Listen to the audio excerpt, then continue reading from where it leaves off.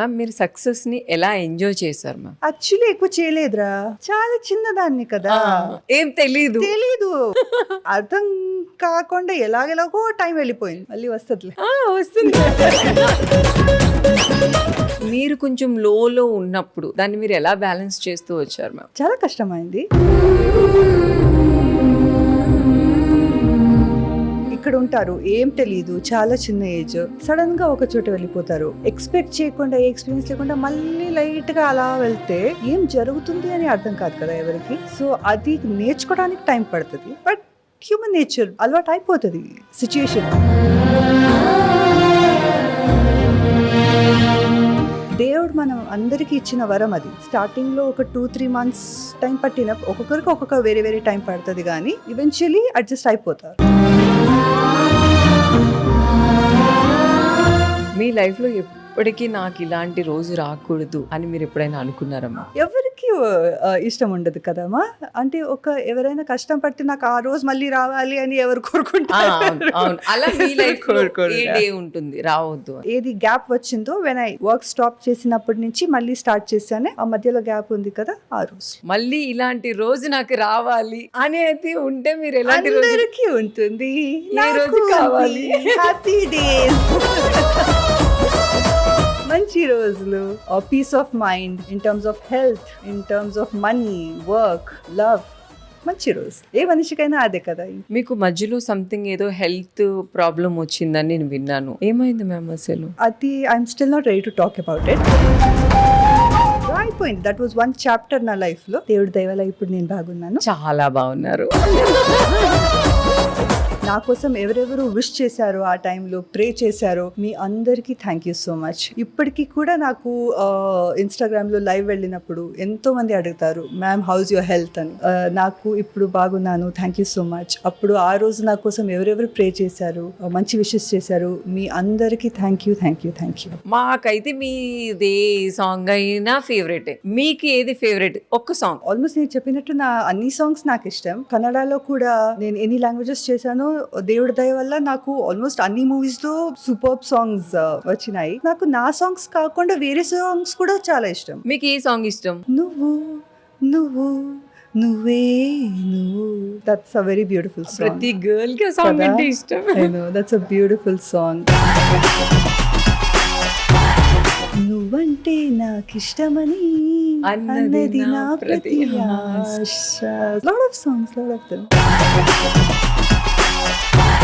ఇప్పుడు మ్యామ్ మీరు హైదరాబాద్ లో సెటిల్ అయ్యారా? లేదు ఎక్కడైనా ఉంటున్నారా? నేను బాంబేలో ఉంటున్నాను, బట్ బాంబేకి హైదరాబాద్ కి 1 hour ఫ్లైట్ అంతే. ఏదైనా చేయాలంటే ఎక్కడి నుంచి వచ్చి చేయొచ్చు, ప్రాబ్లం లేదు. అంత అవసరం వస్తే నేను సింగిల్ లో పెళ్లి కాలేదు కాబట్టి ఇక్కడే షిఫ్ట్ కూడా అయిపోతాను, ప్రాబ్లం ఏం లేదు. మీరు ఈ షోకి రావాలని బిగ్ బాస్ నుంచి కాల్ వస్తే మీరు వెళ్ళడానికి రెడీయా? బిగ్ బాస్ కి వెళ్ళాలంటే చాలా గట్స్ ఉండాలి. అన్ని కెమెరాస్ ముందు అన్ని రోజులు గొడవలు చేసుకుంటూ అదంతా టాస్క్ చేసుకుంటూ ఉండాలంటే అది ఒక వేరే రకమైన గట్స్ ఉండాలి దానికి. సో ఎవరెవరైతే అక్కడ వెళ్ళారో వాళ్ళకందరికీ హ్యాట్స్ ఆఫ్. నాకు అది లేదు, that's not my cup of tea. Guest గా వెళ్ళాలంటే వెళ్తాను, వేరే ఏదైనా క్రియేటివ్ ఐడియాస్ ఉంటే వెళ్తాను, ఒక కంటెస్టెంట్ గా నా వల్ల కాదు. అది కాకుండా చాలా టీవీ షోస్ ఉన్నాయి మనకి. మీ కోరిక ఏంటో మాకు చెప్పండి, దేవుణ్ణి వరవిమ్మని అడుగుతాం. ఇదే అని కాదు, ఎనీథింగ్ నన్ను ఆడియన్స్ ని కనెక్ట్ చేయాలి, అలాంటి ప్రాజెక్ట్ అంతే. మీకు ఓకే, మిమ్మల్ని చూడడానికి మాకు కూడా ఓకే.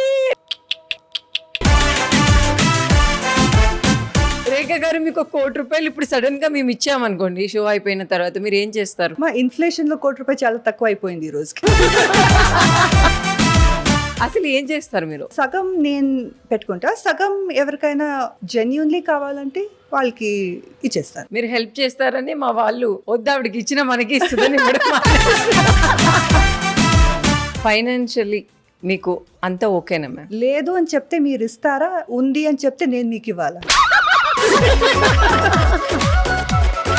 ప్రపంచంలో ఏ మనిషి అయినా కెమెరా ముందు వచ్చి తనకి ఫైనాన్షియల్ స్టేట్మెంట్ గురించి మాట్లాడతారో చెప్పండి. ఉంటే ఉందని చెప్పరు, లేకపోతే లేదని మాత్రం చెప్తారు. లేదు, ఉన్నా లేదని చెప్తారు. ముంబైలో ఉంటా అన్నారు కదా, అక్కడ మీకు ఒక ఇల్లు ఉందా మ్యామ్? రోడ్లో ఉంటానమ్మా. నేనని కాదు, ఎవరైనా ఒకరికి బాధ చెప్పుకున్నామంటే వాళ్ళు సొల్యూషన్ ఇవ్వరు. చాయ్ తాగేటప్పుడు, టెర్రస్ పైన కూర్చున్నప్పుడు, కిటీ పార్టీస్ లో కూడా మాట్లాడుకునేది ఏది? ఒకరి ప్రాబ్లమ్స్ వల్ల తనకు అలా అయిందంటే తల ఇలా. గాసిప్ సెషన్ కి మనం ఒక టాపిక్ అయిపోతాం. అవసరమా? ఎవరికి చెప్పుకోకపోవడమే బెటర్ అంటారా? టైం పాస్ గాసిప్ ఆపర్చునిటీ ఇస్తున్నారు అంతేగాని అంటే అక్కడ సొల్యూషన్ దొరికితే చెప్పాలి. సింపుల్. లేదంటే చెప్పుకొని పాయింట్ ఏంటి? నా గురించి గాసిప్ చేయాలా, నాకు పేమెంట్ ఇవ్వండి, గాసిప్ చేయండి. మీది ఒకటి ఏదైనా ఒక పాయింట్ గాసిప్ చెయ్యాలి అని మీరే అనుకున్నారనుకోండి, ఏ పాయింట్ ని గాసిప్ చేస్తారు? ఏ రేఖ చిరంజీవి గారు నెక్స్ట్ మూవీలో హీరోయిన్ అంట. తథాస్తు మ్యామ్. Thank you. నేను చిరంజీవి గారికి చాలా పెద్ద ఫ్యాన్ ని. అందరూ మాట్లాడేసుకుంటే అది నిజమైపోతుంది. అందరం మాట్లాడుకోండి ప్లీజ్, నిజం అవుతుంది. Please please please please please. Celebrities అందరూ కూడా వాళ్ళకి వచ్చిన మనీని గోల్డ్ కొనడం కానీ, ల్యాండ్స్ కొనడం కానీ, లేకపోతే కొంచెం కొంచెం సేవ్ చేసుకోవడం కానీ అట్లా జరుగుతుంది. సో దాని మీద మీ ఒపీనియన్ ఏంటి మ్యామ్? అంతమంది రానివ్వండి, తర్వాత కూర్చొని చెప్తా. పార్ట్ 2 చేద్దాం ఎపిసోడ్. సెలబ్రిటీస్ పరంగా కాకుండా మామూలుగా మనుషుల గురించి మాట్లాడితే ప్లీజ్ సేవ్ చేయండి. మనీ అనేది లైట్ గా తీసుకోవద్దు. ఎందుకంటే మనకి ఈ రోజు ఉండే రోజు రేపు ఉంటుందా లేదా ఎవరికి తెలియదు. మీరు అడిగినా అడగకపోయినా వచ్చి అడ్వైస్ అనేది ఫ్రీగా అందరూ ఇస్తారు. డబ్బు ఎవరు ఇవ్వరు. సో మీకు ఎంత వచ్చినా ఇంత అని ఒక పర్సంటేజ్ తీసి please start saving. A amount సంపాదించినా, ఏ ఏజ్ లో స్టార్ట్ చేసినా సేవ్ చేయండి. అంటే చాలా మంది ఏంటంటే సేవింగ్స్ చేయకుండా వచ్చిన మనీని Expect చేయరు కదా. అంటే అందరికి ఏమవుతుంది, ఏమనుకుంటావు, ఇప్పుడు సంపాదిస్తున్నావు ఇలాగే ఉంటుందిలే, ఫ్యూచర్ వెళ్ళినప్పుడు కూడా ఇంకా నాకు ప్రమోషన్స్ వస్తాయేమో, ఇంకా సాలరీ పెరుగుతుందేమో, ఇంకా డబ్బులు వస్తాయేమో అని అనుకుంటారు కానీ ఎవరు ఎక్స్పెక్ట్ చేయరు. సో అందుకే అంత లోన్స్ తీసుకోవాల్సి వస్తుంది, కష్టాల్లో ఉండిపోతారు, అన్ని అవుతుంది. నెగటివ్ గా ఆలోచించొద్దు. అంటే ఏదో అయిపోతుందేమో అని భయపడక్కర్లేదు. But it's always better to be safe.